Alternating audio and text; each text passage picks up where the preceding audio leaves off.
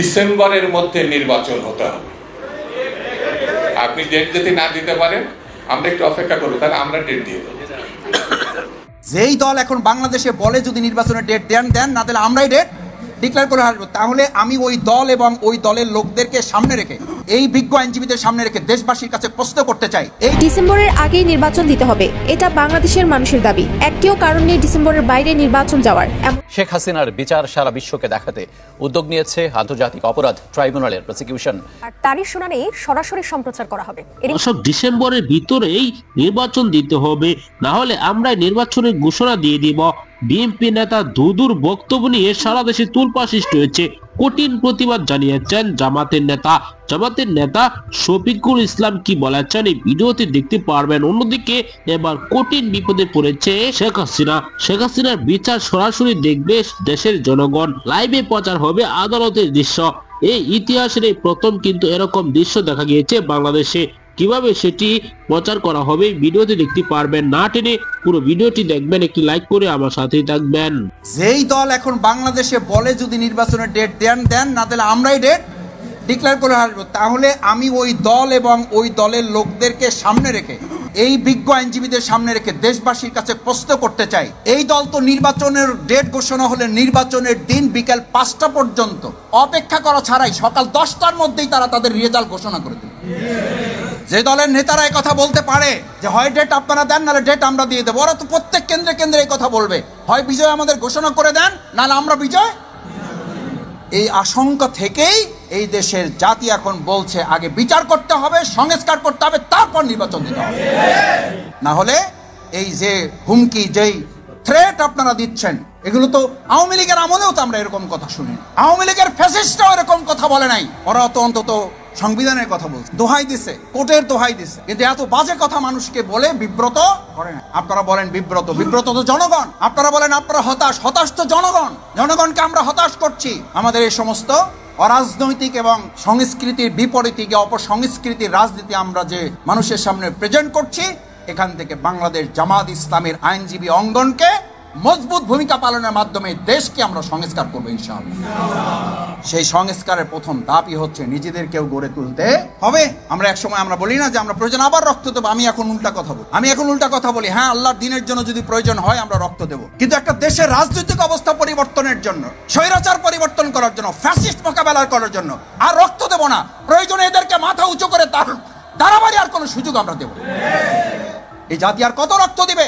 এদেশের তরুণ ছাত্র সমাজ, যুবক, মহিলা, বোন, আমাদের কলিজার টুকরা সন্তান, নিষ্পাপ সেই সমস্ত নবজাতকগুলোকে পর্যন্ত গুলি করে হত্যা করা হয়। সেই জাতিকে, সেই দেশকে আর কতবার রক্ত দিতে হবে? কেন রক্ত দিতে হবে? আর যারা রক্ত দেব বলে তারা অন্যের ঘাড়ে বন্দুক রাখে, নিজেরা আরাম আয়েশে এসি দেশ বিদেশের মধ্যে অবস্থান করে সুযোগ বুঝে জনগণের সুবিধা অর্জন করা ছাড়া তাদের কোনো লক্ষ্য নির্ধারণ করা থাকে না।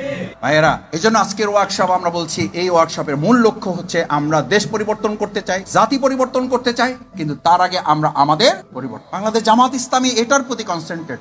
আপনাকে পরিবর্তন না করলে আপনি দেশ এবং জাতির কি পরিবর্তন? আপনাকে পরিবর্তন করতে হবেই। আমরা আমাদের পরিবর্তন করবো এবং এই দেশ জাতি আমরা পরিবর্তন করবো। দেখি ইনশাআল্লাহ পারবেন? এটা পারবেন? এই দেশের প্রয়োজনে পারবেন? নিজের জান্নাতের প্রয়োজনে পারবেন? ডিসেম্বরের মধ্যে নির্বাচন হতে হবে। আপনি ডেট যদি না দিতে পারেন আমরা একটু অপেক্ষা করবো, তাহলে আমরা ডেট দিয়ে দেবো।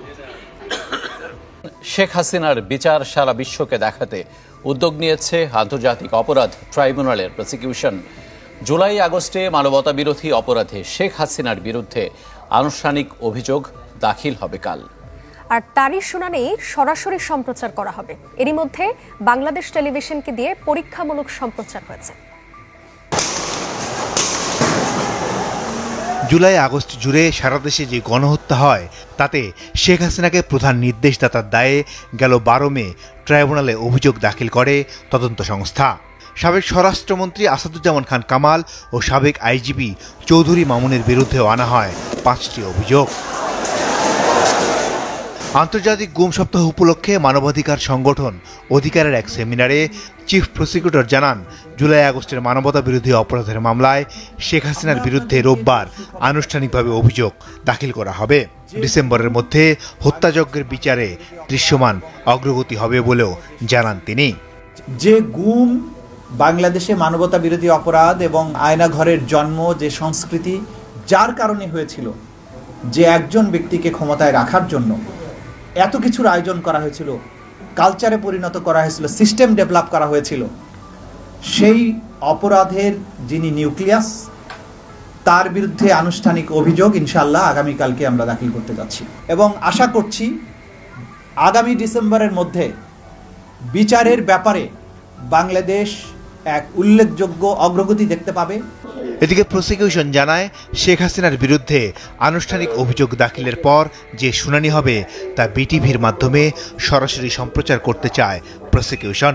শনিবার বিকেলে পরীক্ষামূলক সম্প্রচারও সম্পন্ন করেন তারা। রোববার ট্রাইব্যুনালের অনুমতির অপেক্ষায় প্রসিকিউশন। এ মামলায় অভিযোগ আমলে নিলেই কাল বিচারের আনুষ্ঠানিকতা শুরু হবে শেখ হাসিনার বিরুদ্ধে। এটি হবে দেশের ইতিহাসে প্রথম কোনো বিচার যেটি সরাসরি সম্প্রচার করা হবে টেলিভিশনে। উক্ত ফরমাল চার্জের উপর শুনানির প্রসিডিংসটি যেন সরাসরি সম্প্রচার করা হয়, তার প্রেক্ষিতে আমরা আন্তর্জাতিক অপরাধ ট্রাইব্যুনাল আইন 1973-এর 9-এর এ ধারা মোতাবেক ট্রাইব্যুনাল বরাবর আবেদন করব। ট্রাইব্যুনাল যদি আমাদের আবেদন মঞ্জুর করে সরাসরি সম্প্রচারের অনুমতি প্রদান করেন, তবে ট্রাইব্যুনালের নিজস্ব ওয়েবসাইট অথবা ট্রাইব্যুনালের ইউটিউব পেজে আগামীকালকের প্রসিডিংসটি সরাসরি সম্প্রচার করা হবে। বাংলাদেশ টেলিভিশনের পক্ষ থেকেও আগামীকালকের প্রসিডিংসটি সরাসরি সম্প্রচার করা। এটি হবে দ্বিতীয় কোনো মামলা যার আনুষ্ঠানিক অভিযোগ দাখিল হবে ট্রাইব্যুনালে।